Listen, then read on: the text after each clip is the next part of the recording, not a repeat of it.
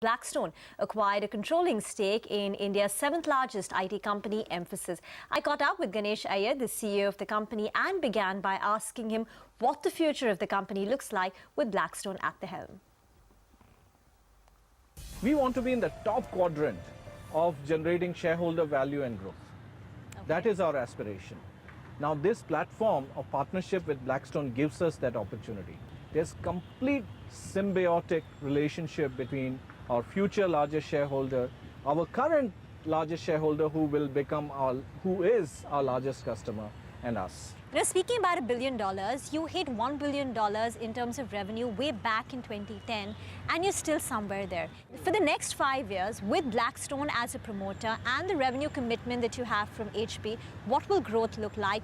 When will the consolidated revenues of Mphasis hit industry growth rates? We want to be and we will be a growth-oriented company at an overall company level.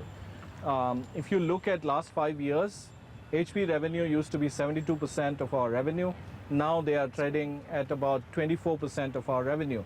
So from $700 million, they have dropped to $220 million. So instead of thinking like a victim, we thought, how do we solve the problem? So we grew the direct revenue stream.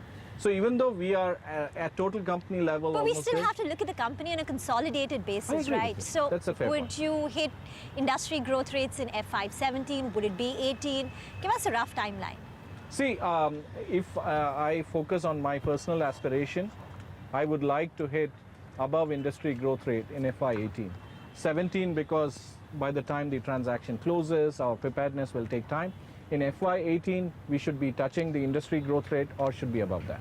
The company continues to make a lot of acquisitions. It's been, what, 9-10 acquisitions since inception?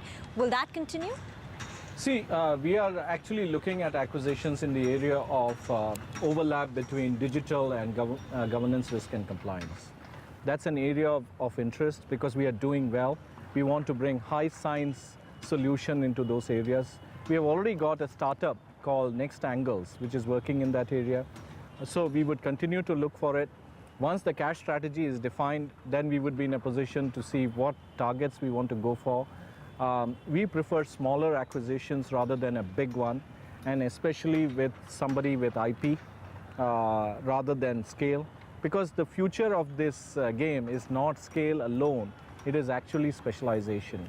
So that's what we are going to go for. All right, aiming towards the 78-50 mark, as Reema earlier pointed out, but look at the European